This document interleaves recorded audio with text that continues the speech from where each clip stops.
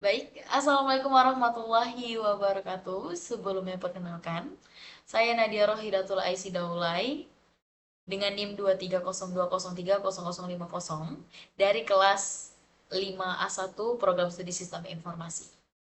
Di kesempatan kali ini, saya ingin mengklasifikasikan penyakit diabetes dengan algoritma NG-BOOST atau Natural Gradient Boosting. Nah, algoritma ini memberikan seluruh distribusi probabilitas yang ia tidak hanya menebak pasien ini diabetes gitu, tapi juga memberikan estimasi seberapa yakin model tersebut berdasarkan distribusi statistik. Dan juga ia menggunakan natural gradient untuk mengoptimalkan parameter distribusi. Nah, ini yang membuatnya lebih stabil dan akurat dalam menangani data yang memiliki ketidakpastian tinggi pastinya. Seperti data medis gitu ya, seperti yang saya gunakan kali ini. Langsung saja kita mulai memprosesnya tanpa berlama-lama. Jadi kali ini saya menggunakan Python di Colab sebagai tools. Nah, langsung saja. Pertama, kita melakukan instalasi dulu teman-teman. Nah, bagian ini wajib dijalankan pertama kali untuk mengunduh algoritma NGBoost ke server Google. Setelah berhasil, kita masuk ke proses selanjutnya. Kita siapkan library utama seperti Pandas untuk tabel dan Sklearn untuk pembagian data. Di sini setelah berhasil muncul output 5 data teratas yang dibagi menjadi jumlah kehamilan, glukosa, tekanan darah, dan lain sebagainya. Setelah proses kedua, kita masuk ke proses ketiga, yaitu proses pembersihan data. Nah, kita melakukan imputasi median pada kolom medis yang memiliki nilai 0 pastinya karena secara klinis gitu ya, glukosa atau BMI 0 itu tidak mungkin terjadi yang namanya diabetes, teman-teman. Nah, ini penting agar model tidak mendapatkan informasi yang salah. Setelah dibersihkan, kita masuk proses di mana algoritma mulai mempelajari pola dari data diabetes tersebut. Nah, algoritma ini bekerja dengan cara memperbaiki kesalahan prediksi secara berulang atau yang disebut dengan boosting yang menggunakan distribusi probabilitas. Dan yang kelima, kita bisa melihat visualisasi dari confusion matrix-nya ya, teman-teman. Bisa dilihat gambar ini adalah tabel evaluasi utama untuk melihat seberapa teliti model dalam membedakan antara pasien sehat dan pasien resiko diabetes.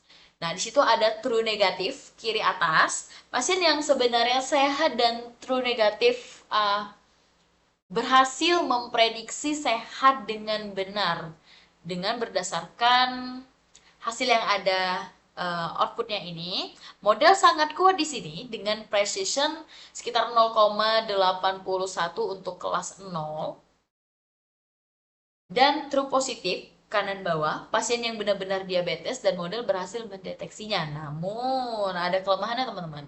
Model ini memiliki performa yang sangat stabil dalam mengidentifikasikan pasien sehat, tapi masih memiliki tantangan dalam mendeteksi seluruh pasien diabetes secara tepat, sekitar 65% masih ya. Nah, di sini ada juga variabel paling dominan dalam prediksi diabetes. Oke, melalui grafik ini kita bisa melihat fitur mana yang paling dominan. Ternyata variabel seperti glukosa dan BMI memiliki skor tertinggi, yang berarti kedua faktor ini adalah indikator paling kuat bagi model untuk mendeteksi diabetes, teman-teman. Nah, di sini juga menunjukkan logika di balik keputusan model yang menampilkan variabel mana yang paling berkontribusi pada skor prediksinya. Semakin panjang batang suatu fitur ini, nah, semakin besar juga pengaruh fitur tersebut terhadap hasil akhir. Dalam dataset diabetes ini, teman-teman, biasanya variabel glukosa itu berada di posisi teratas. Nah, ini sejalan dengan teori medis bahwa kadar gula darah adalah indikator utamanya diabetes. Tentu, Ini adalah penjelasan mendalam untuk setiap gambar atau visualisasi hasil model Angelus berdasarkan angka dengan akurasi 76,82% ya yang kita peroleh. Nah, yang terakhir, kita masuk ke kurva ROC, kinerja diskriminasi model. Nah, ini adalah kurva yang menunjukkan kualitas pemisahan kelas oleh model pada berbagai tingkat ambang batas. Jadi, semakin jauh garis merah melengkung menjauhi garis putus-putus ini, teman-teman, semakin hebat modelnya. Nah, karena di sini akurasinya adalah 76,62%.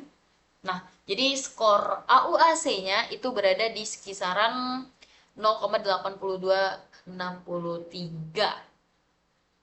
Ya, teman-teman.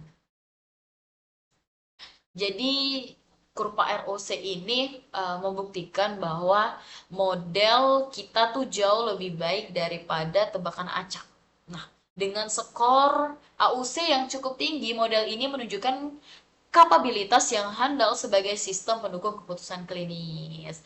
Jadi, kesimpulannya secara keseluruhannya, sistem prediksi yang kami bangun memiliki tingkat akurasi sebesar 76,62%, yang berarti dalam 100 kali pengujian, model mampu menebak kondisi pasien dengan benar sebanyak 76 hingga 77 kali. Nah, jika kita bedah lebih dalam, model ini sangat handal dalam mengenali orang yang benar-benar sehat, di mana tingkat ketepatannya itu mencapai 81%. Namun, untuk kelompok pasien yang berisiko diabetes, model memiliki tantangan tersendiri dengan tingkat keberhasilan tangkapan sebesar 65% saja. Artinya model sudah cukup cerdas dalam mendeteksi tanda-tanda diabetes, tetapi masih memerlukan pengawasan manusia untuk memastikan tidak ada pasien beresiko yang terlewat pastinya. Angka ini merupakan hasil yang sangat positif bagi penggunaan algoritma NGBOS sebagai alat bantu diagnosa awal di bidang kesehatan. Mungkin itu saja penjelasan saya mengenai klasifikasi diabetes dengan menggunakan algoritma NGBOS. Lebih dan kurang saya mohon maaf. Saya akhiri wabillahi taufik wal hidayah. Wassalamualaikum warahmatullahi wabarakatuh.